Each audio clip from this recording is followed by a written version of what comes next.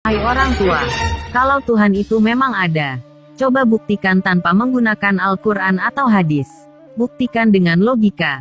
Minta bukti secara logika? Sedangkan logika adalah ilmu atau kecerdasan yang masih di level rendah. Di alam ini ada begitu banyak eksistensi yang tak bisa masuk ke wadah logika. Karena kapasitas akal terlalu miskin untuk membahas eksistensi Tuhan. Tapi baiklah, aku akan membuktikan. Tolong beri aku satu alat peraga saja. Katakan, apa alat peraganya? Apa kau punya akal? Pertanyaan macam apa itu? Tentu saja aku punya akal. Tolong tunjukkan akalmu untuk membuktikan adanya Tuhan. Mari berdialog sehat. Mana ada orang yang bisa menunjukkan akalnya? Itu adalah sesuatu yang kasat mata. Berarti kau tak punya akal dong. Enak saja, kau mengada-ada. Eksistensi akal hanya dapat dibuktikan dengan hasil. Contohnya penelitian, spekulasi, prediksi, kata-kata, perbuatan atau hasil karya.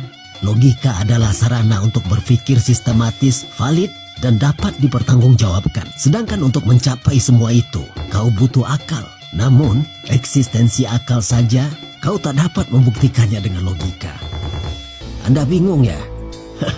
Akal saja sebagai sesuatu yang kau percayai keberadaannya, tak bisa kau tampilkan wujudnya. Apalagi Tuhan. Jika keberadaan akal dapat dilihat dari hasil karya, maka eksistensi Tuhan juga bisa dibuktikan dengan mahakaryanya, yaitu alam semesta beserta isinya dan seluruh yang ada. Alam semesta terjadi dengan sendirinya. Oh ya? Apa buktinya alam ini terjadi dengan sendirinya? Sains adalah buktinya. Berarti sains juga terjadi sendiri dong. Sains diciptakan oleh manusia. Lah, lalu manusia ciptaan siapa? Manusia dicipta secara biologis. Apakah manusia pertama juga terjadi secara biologis atau diciptakan? Jawabanmu berbelit-belit. Bukan berbelit-belit. Itu karena kapasitas otakmu tak mampu menampung apa yang kau inginkan. Tahukah kau, sebelum aku sampai ke sini, tiba-tiba ada besi berdatangan. Lalu besi itu menyatukan diri seperti transformer dan jadilah mobil. Aku masuk ke mobil itu, dia berjalan sendiri hingga aku sampai ke sini. Kau kakek gila. Kau menghayal. Mana mungkin mobil tercipta sendiri? Demikian juga dengan manusia dan alam semesta yang tak mungkin tercipta sendiri. Kau lihat bagaimana bumi berputar. Pengelompokan planet-planet bergerak dengan garis edarnya. Apa mungkin mereka sedisiplin itu jika tak ada yang mengatur?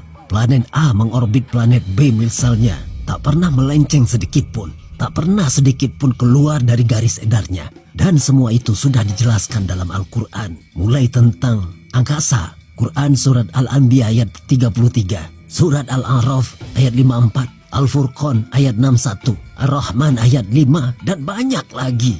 Ayat tentang tubuh manusia juga ada. Laut dan semuanya juga ada. Itu dijelaskan jauh sebelum adanya modernisasi. Siapakah yang lebih tahu jika bukan penciptanya sendiri, yaitu Tuhan. Satu lagi, dalam surat Al-Isra ayat 44 dijelaskan bahwa semua yang ada di langit yang 7, bumi, dan semua yang ada di dalamnya bertasbih kepada Allah. Tapi kita tidak mengerti tasbih mereka. Menurutmu ini tidak dapat diterima logika. Tapi dalam majalah Journal of Plant Molecular Biology dijelaskan, Profesor William Brown dan ilmuwan lainnya sudah membuktikan tasbih tumbuh-tumbuhan. Bagaimana mungkin Tuhan tidak ada? Sedangkan sudah ratusan fakta ilmiah yang telah ditemukan ilmuwan. Akan tetapi Al-Quran sudah menginformasikan terlebih dahulu, jauh sebelum mereka menemukan. Alam, para nabi, Al-Quran, dan apa yang ada adalah bukti adanya Tuhan. Maka sadarilah, Tuhan bukan makhluk dan benda yang dapat dibuktikan seperti kau membuktikan keberadaan suatu benda. Jika kecerdasan indrawimu sudah tajam, kau akan masuk ke tingkat kecerdasan ilmiah. Jika kecerdasan ilmiahmu sudah mapan, maka kau harus naik level pada kecerdasan spiritual. Selanjutnya, level tertinggi adalah kecerdasan tauhid. Di sana kau akan mengakui kebesaran Allah. Maka tingkatkanlah kecerdasanmu kapunduang.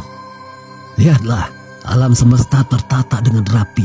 Segalanya berjalan dengan lancar dan teratur. Tak ada planet yang pindah ke galaksi lain.